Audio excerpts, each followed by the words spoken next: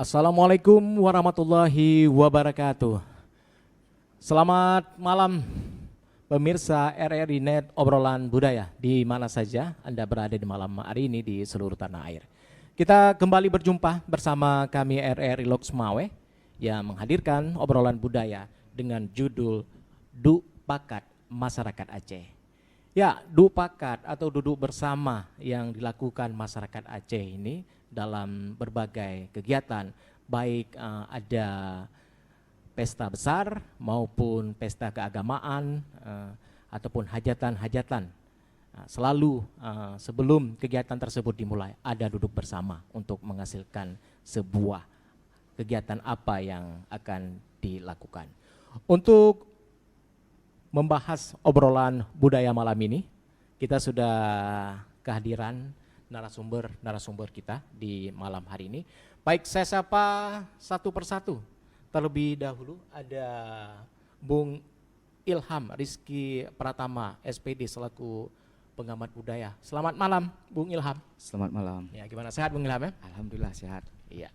Baik, selanjutnya ada Insinyur Tengku Muhammad Arifin MS selaku tokoh agama. Selamat malam, Tengku. Selamat malam. Berikutnya, nah ini juga ada tokoh masyarakat ya, Kecamatan Muara II ini. Ada Tengku Aswadi SH. Ya, selamat malam Tengku Aswadi. Selamat malam. Iya, tetap semangat Tengku Aswadi ya. Iya. Dan selanjutnya ada tokoh masyarakat Desa Aluawi ini. Ada Tengku Idris. Ya. Gimana Tengku Idris? Ya, jauh-jauh juga ke sini ya. Tetap semangat ini ya. Siap, alhamdulillah sehat. Baik, pendengar obrolan budaya untuk membahasnya ini merupakan salah satu budaya masyarakat Aceh yang sudah dilakukan sejak berapa lama, Duk Pakat dalam masyarakat Aceh. Langsung saja kita ke pengamat budaya yang akan memaparkannya. Baik, Bung Ilham Rizky, ini Duk Pakat ya. Ini tentu kalau kita bercerita Duk Pakat ini sering ya. Pesta perkawinan aja ada Duk Pakat. Ya. Kegiatan apa saja ada Duk Pakat. Sejak kapan ini Duk Pakat ini mulai dilakukan oleh masyarakat Aceh? Oke, terima kasih. Menurut saya, awal mulanya Duk Pakat itu terjadi pada masa era Kesultanan, Sultan Iskandar Muda. Jadi pada masa itu, singkat cerita, pada masa itu ada seorang suami istri bertengkar jadi istrinya diusir sama si suami, jadi keluar lontang-lantung dia berjalan sambil menangis. Jadi sebuah masa Putri Kamaliah atau yang sering disebut Putropang, yang kita kenal dengan Putropang, beliau gedang di kelun, bahasanya berarti di depan teras. Iya. Melihatlah seorang ibu yang telah menggendong anak pada waktu mau masuk masa senja, yaitu pada Saman Limong, tengok pegah karap hampir masuk maghrib. Ya. Beliau singkat cerita menanyakan kepada seorang ibu tersebut. Beliau mengatakan gini, mengapa ibu menangis sehingga waktu mau masuk maghrib ibu tidak pulang ke rumah? Jawab dia, saya bertengkar dengan suami, lalu saya diusir daripada suami. Singkat cerita, Putro Kamalia atau Putro Pang itu terakhir membentuk mufti kerajaan, memanggil mufti kerajaan untuk berumbuk untuk melahirkan kanun. Di situ sudah terjadi mufakat, fakat pertama. Jadi setelah itu keluarlah kanun, makanya ada dasar kanun di bak Putropang itu berasal dari pertamanya. Jadi waktu pada masa itu keluarlah beberapa butir. Butir pertama yaitu apabila terjadi ribut rumah tangga, yang wajib keluar itu adalah laki-laki. Dan yang kedua, setiap desa-desa itu dibentuklah menasah, bukan musalah, menasah. Zaman bak menasahnya dulunya anak-anak muda tidur di situ.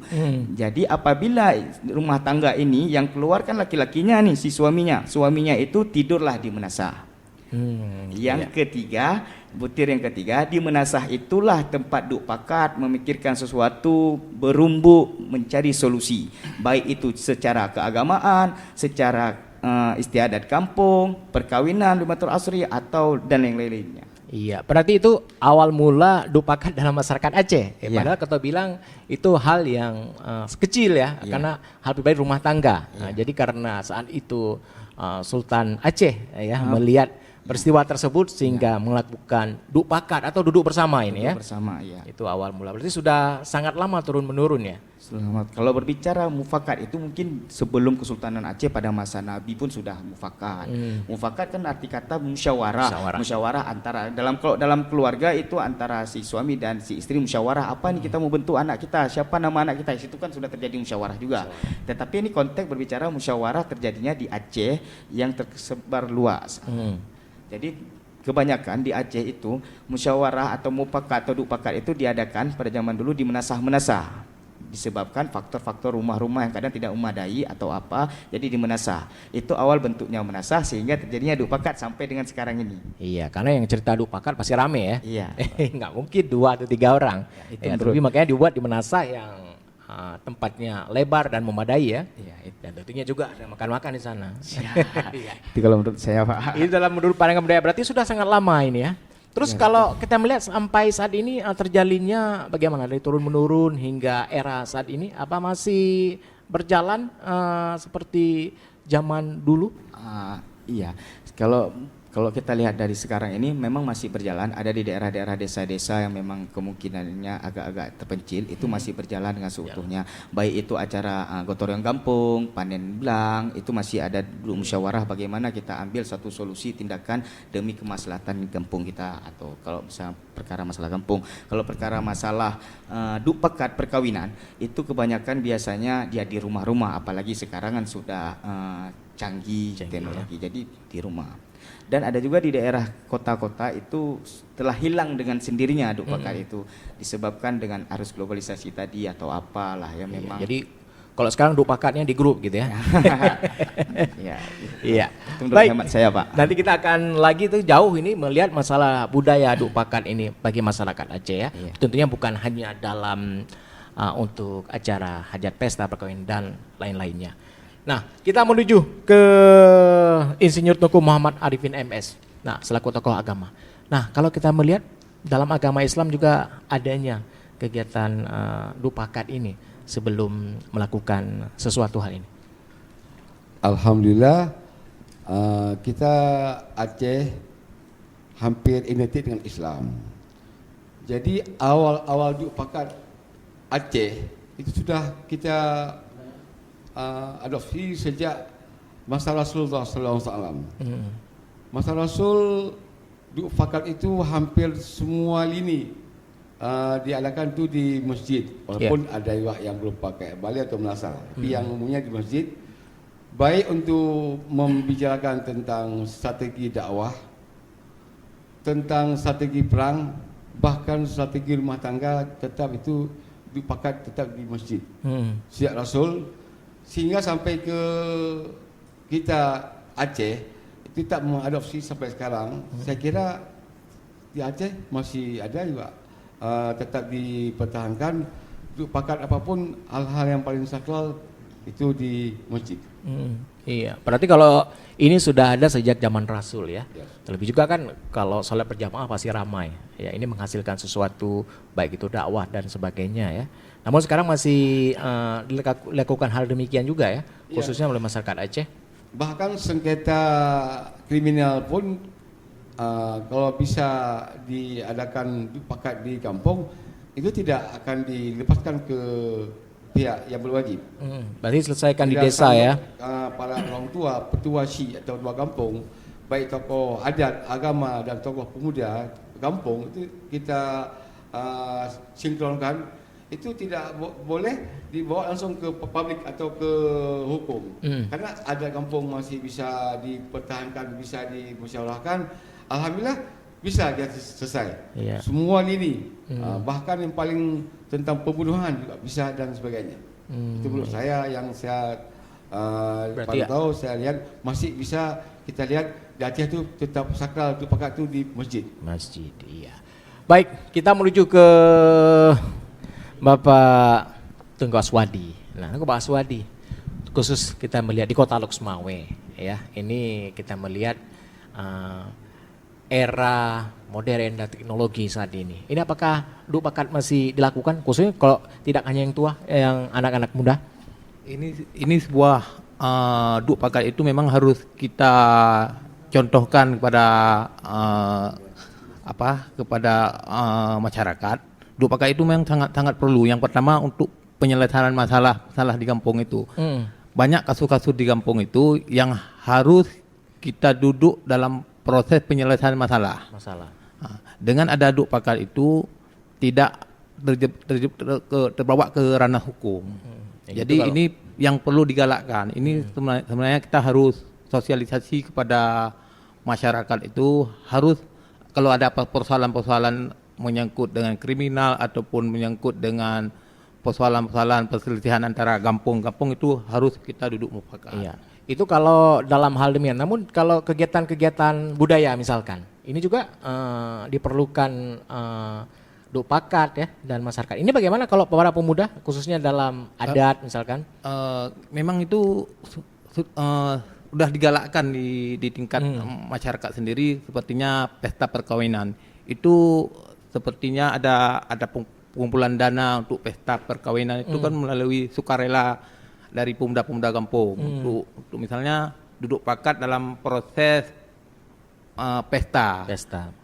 Itu memang strategis yang sangat luar biasa untuk membantu para pihak yang melakukan pesta perkawinan. Ya, ini jelas satu juga kebersamaan ya, kekompakan ya dalam duk pakat ini. Jadi untuk saat ini tidak terlupakan juga ya, seiring kemajuan ya bisa dikatakan ini kan salah satu budaya tadi sejak zaman Kesultanan Aceh ya, namun masih saja dipertahankan oleh masyarakat kita ini. Ya memang kita pertahankan menyangkut dengan budaya ini, karena dalam proses apapun kalau mufakat itu semuanya selesai. Kalau kita lihat menyerumus ke pihak lain mungkin agak mentok. Ya. Mungkin ini yang bisa saya sampaikan.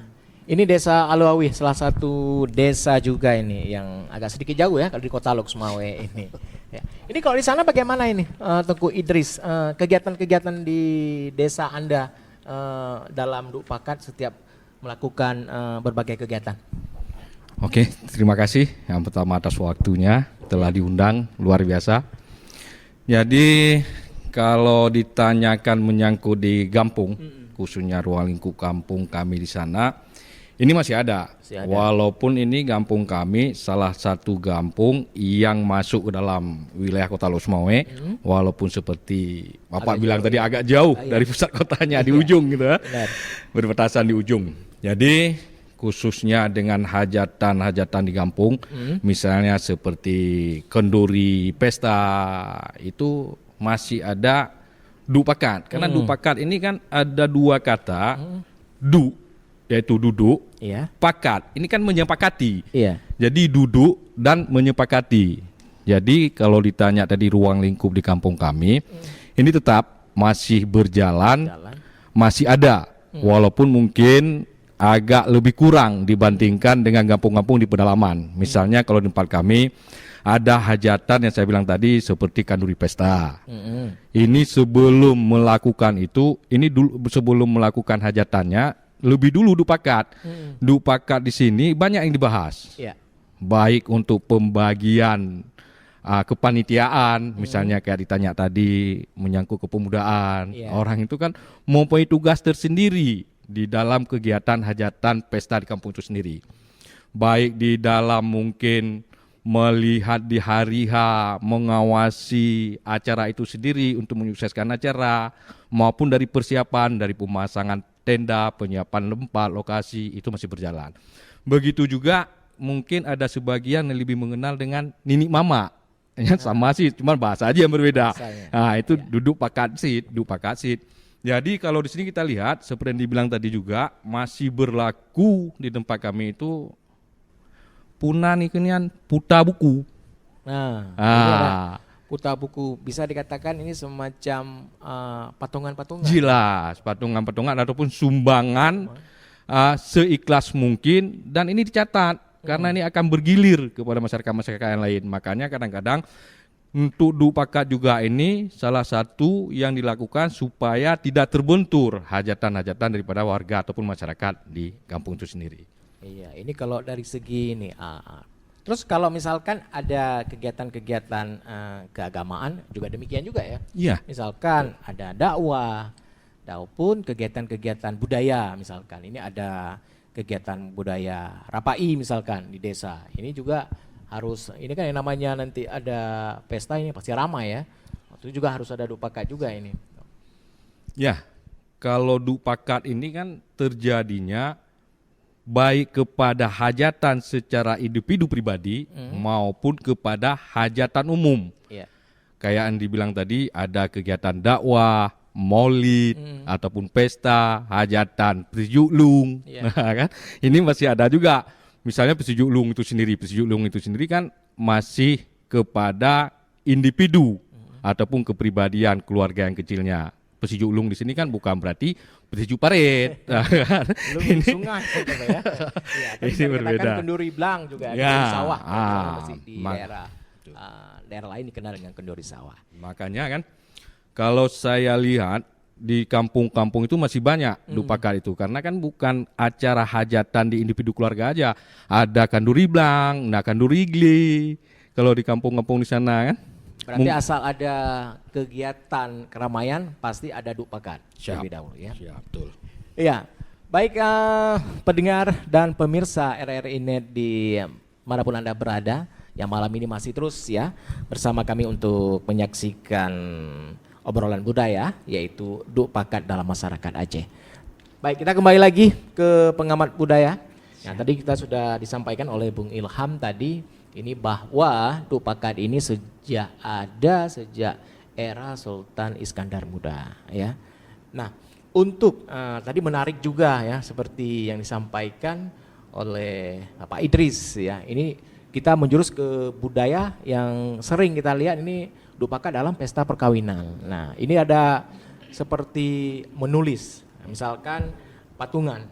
Namun yang menariknya dalam patungan ini adalah misalkan si A memberikan sumbangan 1 ekor kambing, pada saat si C nanti yang akan melakukan pesta berikutnya ini harus membalasnya dengan 1 ekor kambing juga. Nggak mungkin ya. Ini salah satu juga melihat di era saat ini bagaimana dalam segi budayanya ini? Apakah memang harus demikian juga untuk mempertahankan adat istiadat kita dalam budaya duk pakat ini? Nah, terima kasih. Kalau kita lihat duk pakat ini pada zaman dulu, mungkin era-era nenek-nenek kita, Iya. pada masa pesta perkawinan, mereka itu mengambil duk pakat atau mau menikahkan, mau membuat pesta atau Limatul Asri pada anaknya itu diambil hari panen tiba. Maupun panen sawah atau nehun atau apalah dari panen tiba. Jadi disebabkan pada masa itu, jadi kan mata pencarian mereka dari situ. Jadi buatlah duk pakat itu pada masa dulu itu tidak mengeluarkan uang, tidak ada masalah edar buku. Ya, itu. Jadi loan baklong beru sabosa. Ya. Ilung bawang 5 kilo. Jadi tetap sembako yang disumbangkan. Ya. Dan tidak dicatat pada masa itu. Karena ini kan berbicara ikhlas. Setiap orang buat hajatan pasti ada yang dia simpan. Jadi setelah dia bantu, dia kurang ditutupi oleh yang buat hajatan. Itu kalau menurut hemat saya. Terus berarti kalau kita melihat ada sedikit perubahan saat ini, apa dengan seiring ya yang namanya membuat pesta ini membutuhkan biaya yang besar. Iya. Ya, ini juga ada seiring faktor menuju ke ekonomi juga. Iya. Begini, kalau berbicara masalah tadi kayak Bapak Idris bilang itu harus edar buku, itu disebabkan terkadang pun itu kan kita menjaga kearifan lokal. Bek sagai hana meturi yang teh dan kuimum kerja duk pakat. Jadi setidak nyo dan kuimum nyo pak kecilnya tu apa. Ada juga kadang masyarakat ninggal di kampung itu bertahun-tahun dan kuimum hana iduri. Berarti harus mengenal perangkat harus mengenal desa perangkat. Jadi disebabkan patungan tadi tersebut, sebenarnya kalau bagi saya Udayawan itu tidak setuju kalau ditulis. setiap orang mau buat hajatan pasti ada persediaan. Oh tidak besar, kecil, tidak kecil pun tetangga. Mungkin nanti bisa dijelaskan oleh Bapak selaku tokoh agama. Hajatan ini Walimatul Asri ini kan tidak mengenalkan bahwa anak saya sudah menikah loh. Oh hai tak pegang tabur kampung, lingkar, keluarga macam tangga-tangga. Setidaknya tahu jangan timbul fitnah nanti di hari esok. Pubu apa gamai jarmu yang anai wowo. Padahal dia sudah menikah. Jadi dengan adanya acara itu meskipun sedikit, setidaknya kan tahu orang sekelingkar. Oh nyan kayu, nyan lintu sinyo. Mungkin hemat saya seperti itu. Iya, baik. Kita menuju ke Ustadz Arif ini. Karena Ustadz Arif mungkin bisa ditambahkan ini dalam agama ini bagaimana juga. Kalau khususnya ini kita lihat misalkan seperti ya dupakat dalam pesta perkawinan tadi ini. Bila disinggung tentang dupakat, itu hampir semua ini wajib dupakat. Misalnya tentang pesta perkawinan, menurut hukum atau menurut keagamaan, orang yang tidak punya kemampuan itu tidak harus berbuat atau berpesta ria. Tapi yang paling penting hukumnya. Tetapi dengan dupakat, semua kekurangan dari keluarga yang akan melakukan hajatan termasuk pesta, insya-Allah akan terpenuhi. Yang paling penting dari segi agama itu kan kayak nikah. Itu nikah wajib qat'i.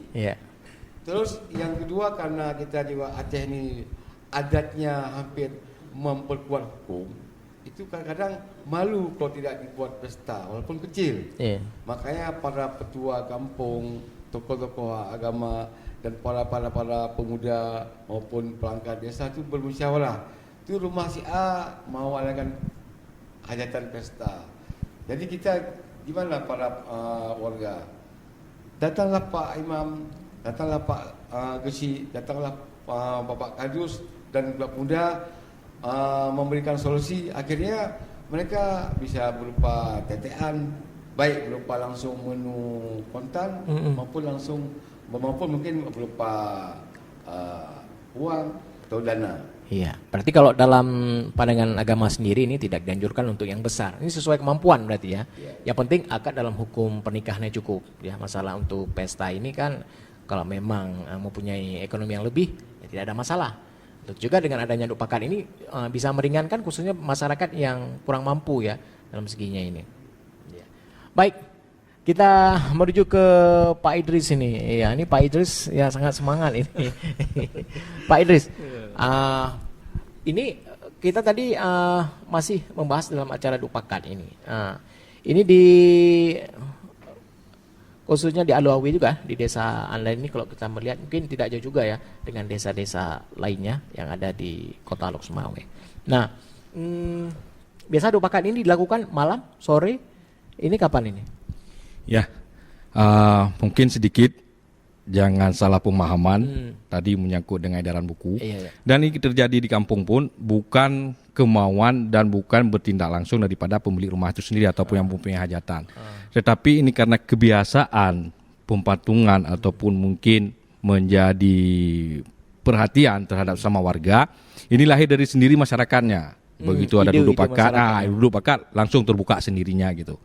Dan ini dilakukan selalu diambil waktu malamnya. Malam. Selalu malam setelah Isya.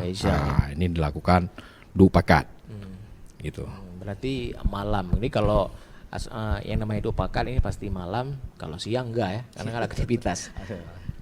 Nah, kalau kita melihat juga selain dari pesta perkawinan, ini yang paling biasa diminati oleh masyarakat ini dalam dupakat di kampung apa ini? Ya, kalau kita lihat pesertanya ataupun antusias dari penduduk pakat atau dupakat itu sendiri di kampung itu kan menyangkut dengan hajatan maulid. Oh, maulid. Karena kalau maulid ini kan hari kebesaran daripada agama kita itu sendiri. Ini kebiasaannya kalau di maulid ini banyak pesertanya ataupun antusias daripada masyarakatnya untuk ikut bersama di dalam dupakat menentukan ataupun membicarakan menyangkut dengan kanuri maulid itu sendiri.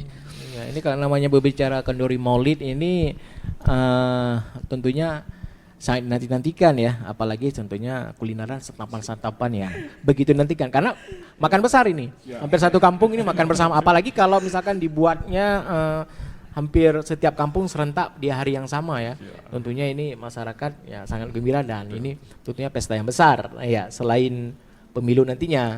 Ya. Baik, pemirsa RRI Net yang masih bersama kami, kita masih terus ya melanjutkan obrolan budaya kita lupakan dalam masyarakat Aceh setelah kita simak yang satu ini.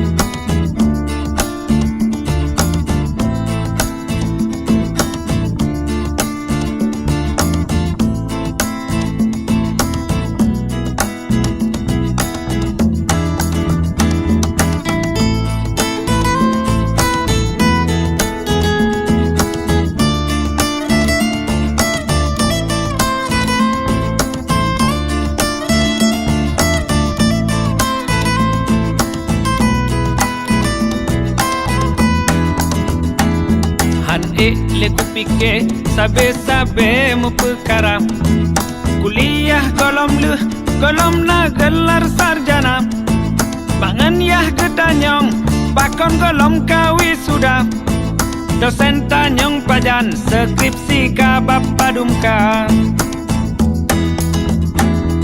cewek ngan adik letting nyak deh dinging mentang muda kumis tekrut sabe bek de mahasiswa tuha jauh kampus jareng bek mede mengkawan lama takut cita nyong pulang prengonyo kajula lemoh anak muda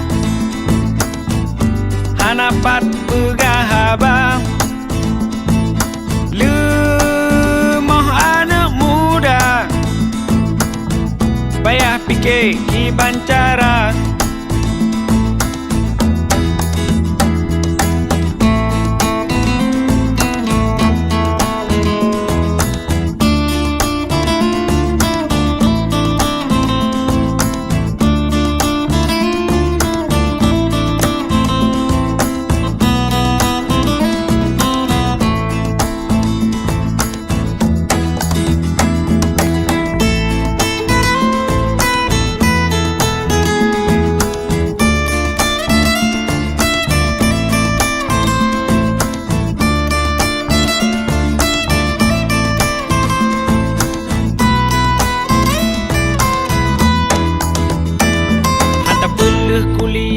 metamah lam persoalan nyotan ijazah sang hancerah masa depan kibanta pelaku kata lanjo kau fikir menan baropah udep nyokana baje seragam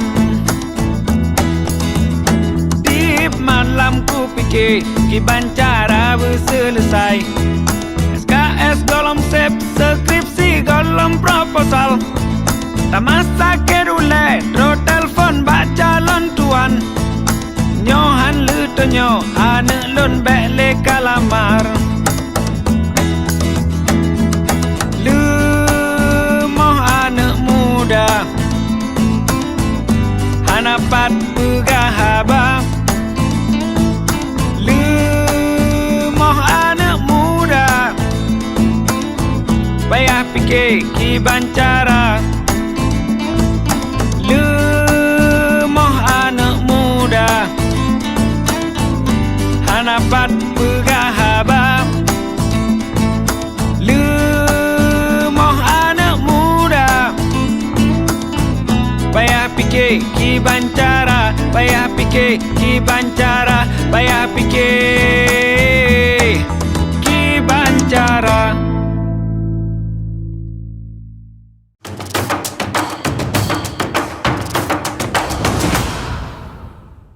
Ya, baik pemirsa RRI Net, obrolan budaya di mana saja yang masih bersama kami tentunya di malam ini. Baik, kita masih membahas Duk Pakat dalam masyarakat Aceh. Tadi kita telah mendengarkan bukan hanya Duk Pakat dalam kegiatan-kegiatan kebudayaan, perkawinan. Namun menarik juga kita simak ini bahkan kegiatan-kegiatan keagamaan seperti Maulid Nabi besar Muhammad sallallahu alaihi wasallam juga dilakukan hal yang sama. Ya, baik, kita menuju kembali ke pengamat budaya ini, Bung Ilham. Nah, dulu juga Kesultanan Aceh dikenal juga begitu kental dengan syariah Islam. Iya. Iya. Ini dulu pada saat kegiatan-kegiatan agamaan juga dilakukan Duk Pakat seperti kegiatan-kegiatan lainnya. Iya, itu pasti. Karena seperti yang gue bilang tadi, setiap melakukan sesuatu perayaan yang ada di kampung, di desa, di mana saja, itu tetap dengan musyawarah Duk Pakat. Ya, bagaimana tekniknya, disitulah dengan cara Duk Pakat. Berarti kalau dulu juga ada kegiatan-kegiatan agama juga dilakukan hal demikian Iya, ya. hal demikian. Ya. Nah, biasanya juga yang hadir di sana selain pada saat dulu ya, kalau kita melihat ini bukan hanya di sekitar para pejabat kerajaan saja, juga ini dilibatkan masyarakat golongan bawah juga. Iya, tergantung porsinya di mana. Jadi masyarakat ikut andil. Masyarakat pertama dia secara estafet, mungkin sistem kerajaan dipanggil atau yang disebut dengan Tuhapa Tuhalapan berkumpul bermufakat mereka. Jadi Tuhapa Tuhalapan itu yang menyalurkan ke desa, membentuk Duk Pakat di desa-desa. Jadi tidak mestilah seorang raja turun ke desa. Kan ada mesti kerajaannya perwakilan dari desa-desa tersebut atau kepala desa, Pak Geci kalau kita Ya, berarti melibatkan semua melibatkan unsur ya. segala unsur.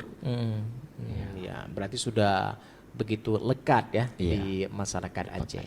Nah, kita menuju ke saat ini. Saat ini juga Provinsi Aceh Iya. yang masih terus menggaungkan penegakan syariah Islam Iya. dengan kanun-kanunnya. Iya. Nah, ini juga Anda melihat apakah sudah mulai khususnya kita berbicara mengenai kegiatan-kegiatan keagamaan Iya. yang adanya Duk Pakat dalamnya. Ini apakah masih dipertahankan? Masih dipertahankan seperti dulu, cuman tidak seindah dulu. Hilangnya mufakat ini, Duk Pakat ini itu sudah terkikis pada masa Aceh ini kan terkenal kita gejala konflik yang berpanjangan kemarin itu.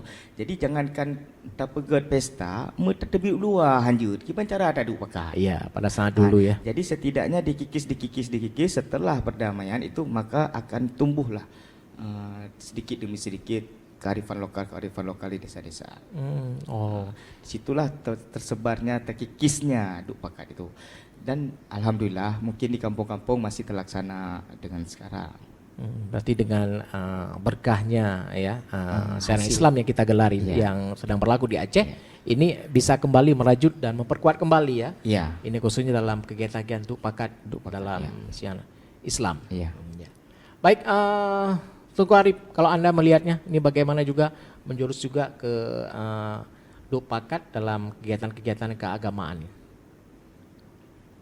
Duk Pakat itu dari segi keagamaan itu bukan cuma tentang acara-acara keduniaan, bahkan acara kematian itu juga cukup kental di Aceh dan masih bertahan di beberapa daerah yang betul-betul mereka tidak akan terpengaruh dengan waktu dan keadaan.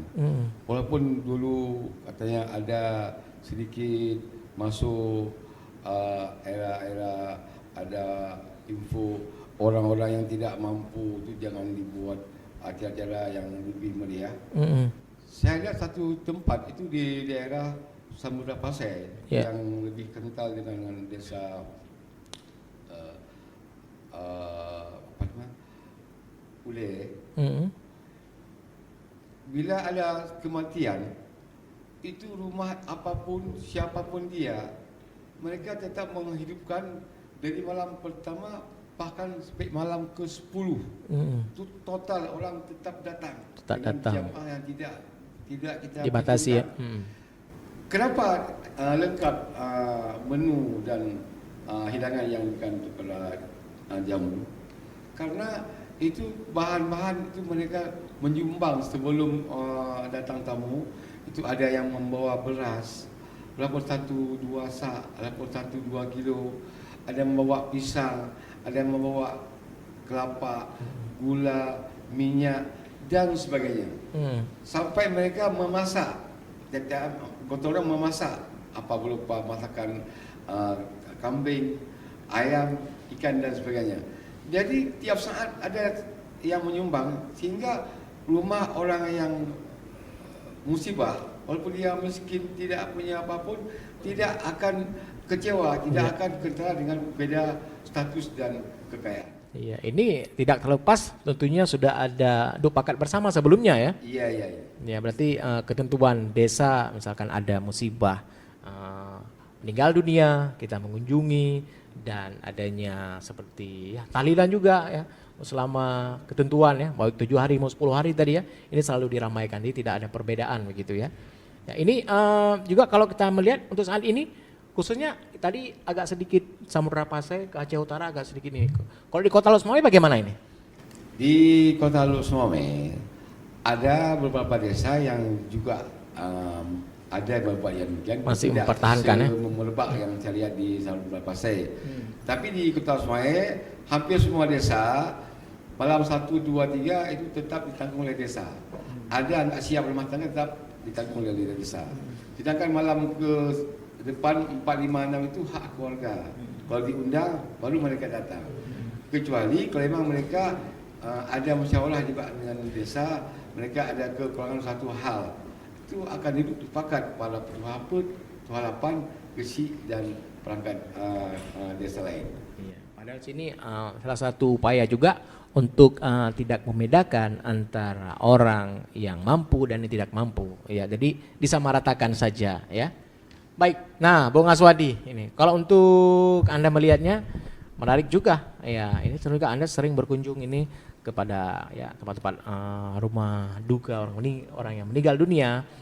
Ini bagaimana khususnya juga peran tidak hanya anak-anak muda juga ikut juga ini melakukan kebersamaan untuk ini.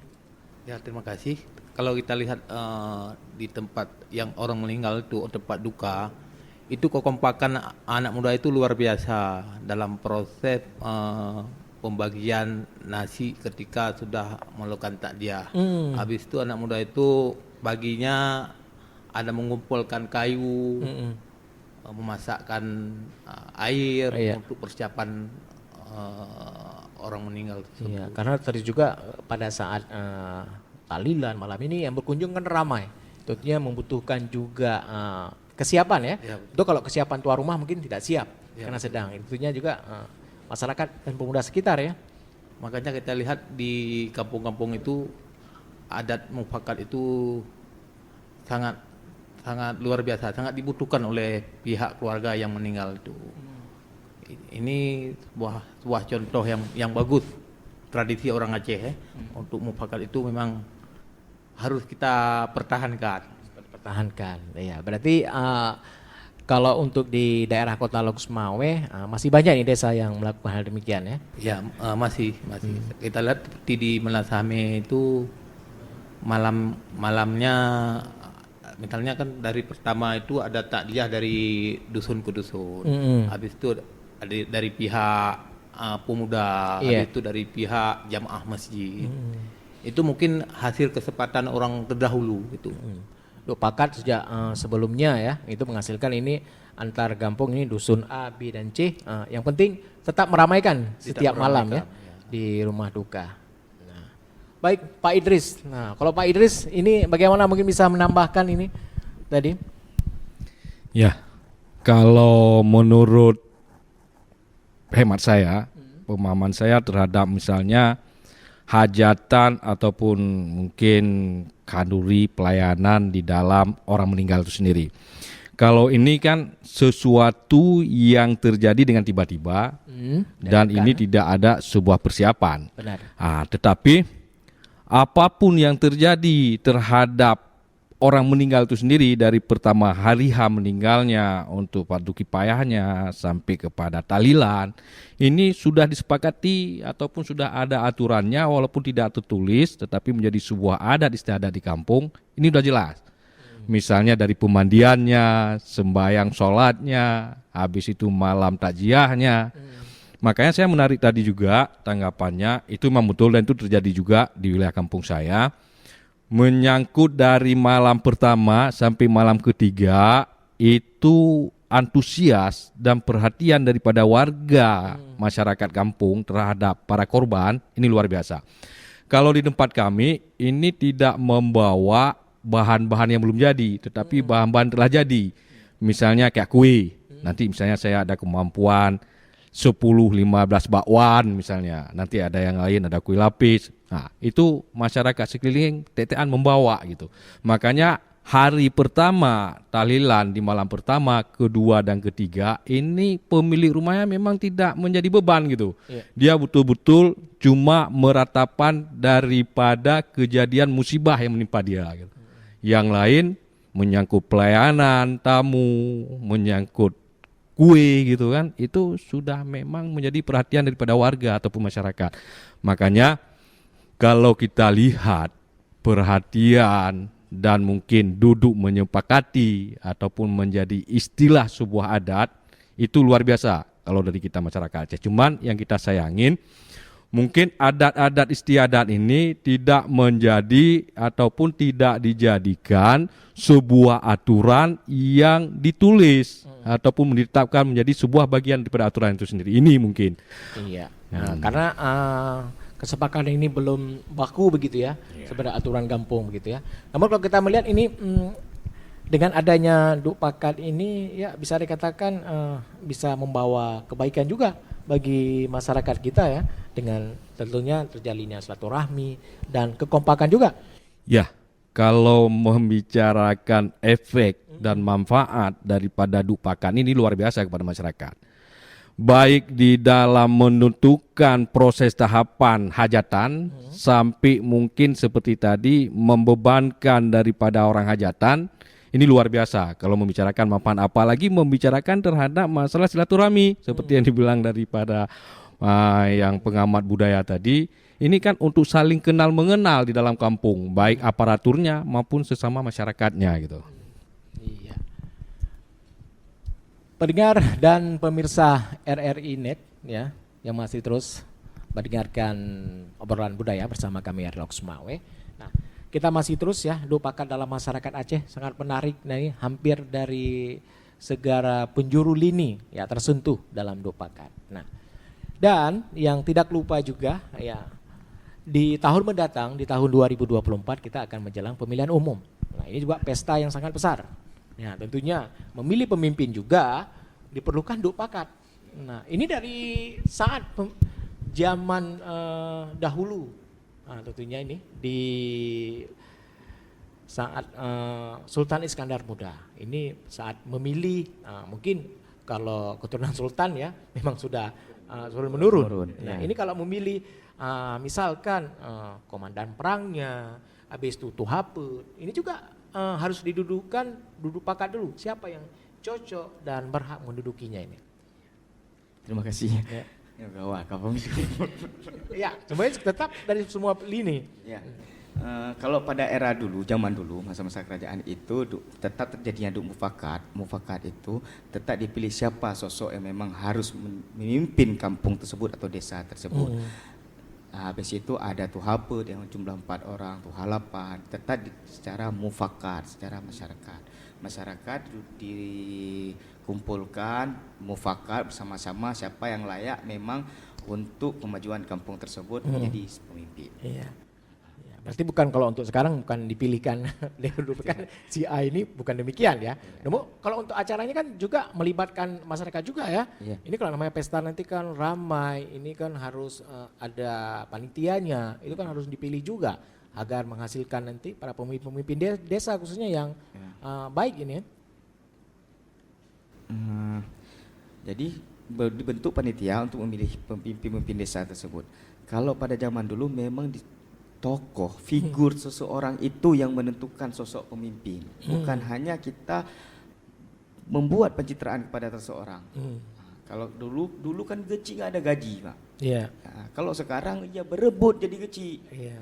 Kalau dulu geci nggak ada gaji, memang masyarakat yang memilih seseorang itu untuk menjadi pemimpin desa. Kalau kita geci, kita empat pamri. Iya.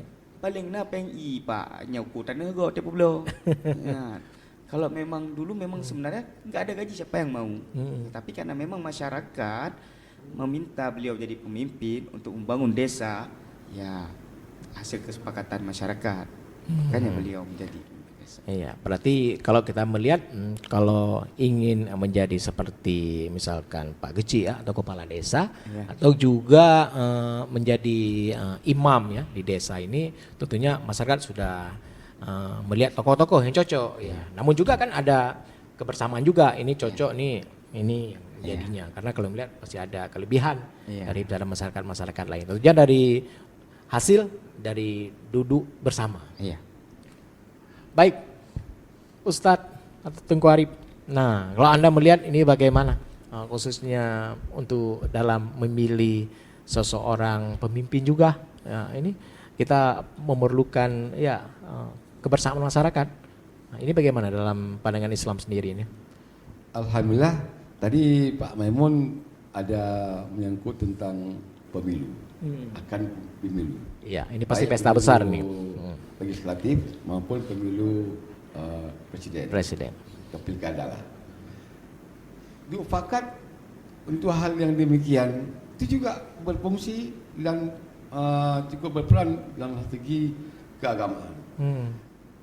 Yang paling awal paling pemimpin di desa misalnya seorang kardus atau dulu tentang palolong. Kepala dusun juga ya. dipilih dengan pakat betul-betul orang yang solid dipilih.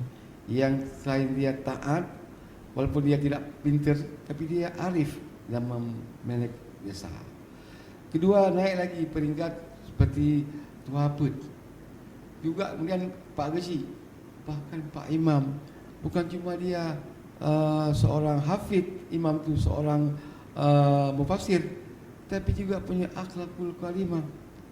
Ada juga beberapa desa tempat, bahkan kalau bisa katakan Pak Geci-nya tidak punya adab, tapi ada imam yang nggak punya adab. Itu paling kita sayangkan. Terus yang tentang acara mau pemilu, juga di desa juga punya nyali para perangkat desa atau Tua Put, Tua Lapan dan sebagainya, tentang siapa yang kita pilih untuk calon yang mau pilih kita. Baik untuk Kota Sungai lagu DPRK misalnya, DPRA, bahkan DPRI atau DPD, bahkan untuk calon pemimpin kita seperti Pilpres, siapa pilihan yang lebih loyal dan kita lihat lebih condong, kita melihat sisi akhlak, ilmu dan kebijakan. Itu yang saya tahu. Iya, berarti juga hal yang mencakup juga ya ini kalau untuk ya misalkan juga kalau kita melihat dalam Nupakat ini tidak hanya kita lepaskan kepada penyelenggara pemilu ya KPU, tentunya juga partisipasi masyarakat untuk menyukseskannya juga. Nah ini kalau untuk anak muda sendiri nih Bung Aswadi, kalau menarik juga nih kita sedikit menyinggung mengenai pesta demokrasi, namanya pesta. Sebelum pesta tadi kan kebiasaan masyarakat Aceh adalah Nupakat untuk bersama. Nah menurut pandangan Anda ini bagaimana nih Tengku Aswadi ini? Kalau kita lihat untuk memilih pemimpin itu, yang pertama kita harus melihat jejak dia itu, integritas dia.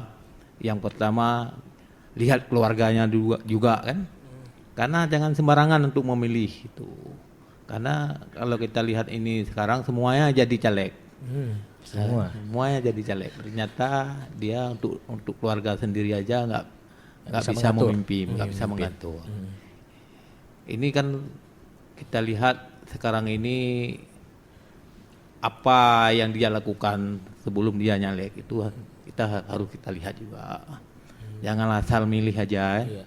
Nah, untuk persiapan dalam pesta tersebut ini kan juga melibatkan masyarakat ya, bukan hanya dari KPU sendiri penyelenggara. Nah, ini juga partisipasi masyarakat ini bagaimana? Itu kan nanti menyediakan tempat dan juga masyarakat pada saat diumumkan ya ini pada masyarakat sudah dibuka TPS, mari bersama-sama. Nah ini juga sebelumnya kan sudah diinformasikan ya kepada masyarakat. Ini bagaimana ini untuk kekompakan masyarakat sangat diperlukan ini, Bung.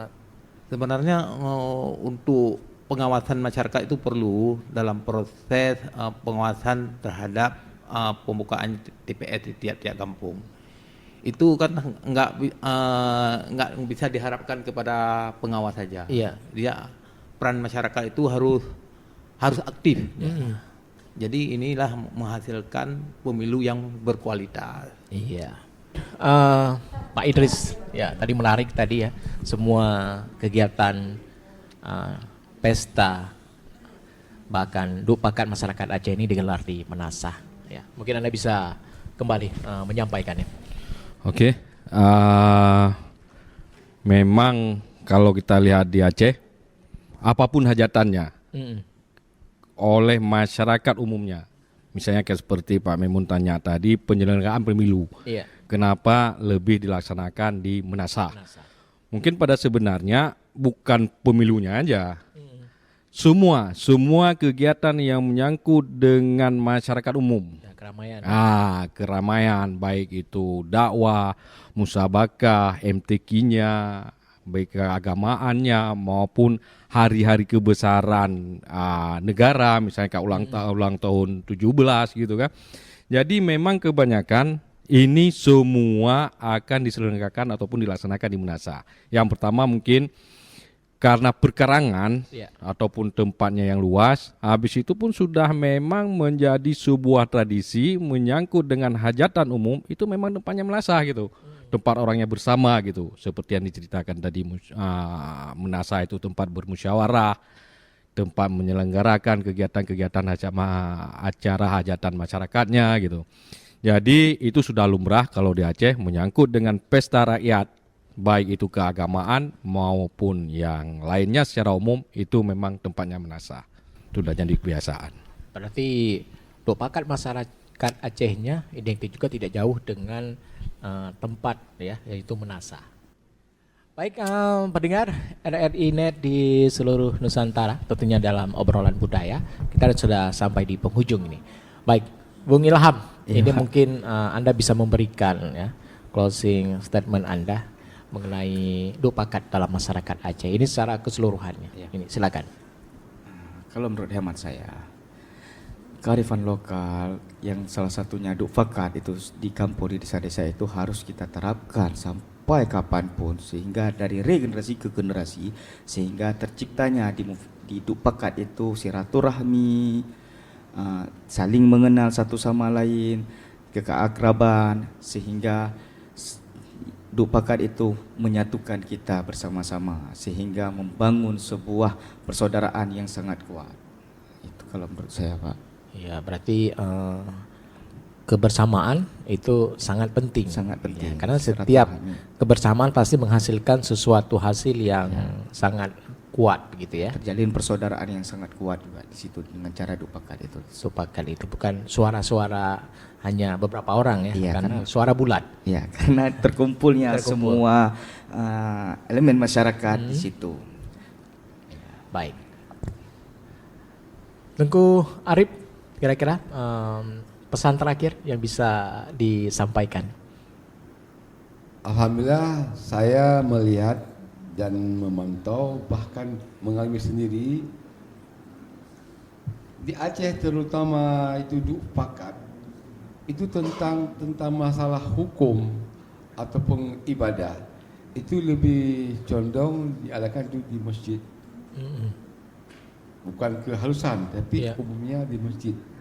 Bahkan ada juga satu pelarangan, bukan jangan di masjid kan. Kalau dupakat tentang adat itu biasanya di Menasah. Iya. Kenapa di Menasah adat? Karena situ ada acara tambahan berupa kayak masakan dan sebagainya. Untuk masakan biasa di Aceh itu pantang diadakan di masjid. Karena dia itu untuk membahas tentang ibadah dan akhlak ibadah di masjid. Tidak boleh dikotori dengan menu-menu masakan di masjid. Iya, berarti kalau berbicara mengenai agama, ini penyelesaiannya dupakan ini masjid. Sementara kalau untuk budaya, adat dan kebiasaan lain-lain Benar. di Menasah. Benar Pak. Iya, berarti demikian ya. Ya. Dan harus kita akui itu suatu hal yang paling real. Jadi tidak ada suatu sampah berupa makanan di masjid. Ya. Agar dia tetap tentang ibadah. Iya, betul. Bukan berarti bisa kotor di Menasah, bukan. Ya, bisa menjaga kesucian masjid ya, lebih. Dan dibedakan tentang hukum, condong di masjid, tentang dupakat adat, condong di Menasah. Itu yang kita lihat dan saya tahu. Iya. Baik, ini Bung Aswadi, ini yang terakhir, apa yang bisa ingin Anda sampaikan? Terima kasih Bung Maimun. Mengenai dupakat itu memang harus kita pertahankan, itu sampai sekarang harus kita pertahankan. Ini adalah kesepakatan daripada leluhur kita dulu. Ini sebuah PR bagi generasi ke depan yang harus dipertahankan, karena dupakat itu adalah penyelesaian yang terakhir dan tidak mengeluarkan biaya.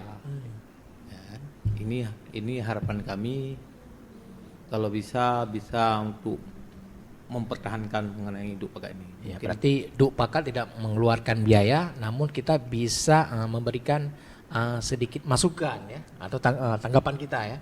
Mungkin salah satu tanggapan kita bisa menjadi tanggapan masyarakat lain juga kebersamaan ya. Ya, betul.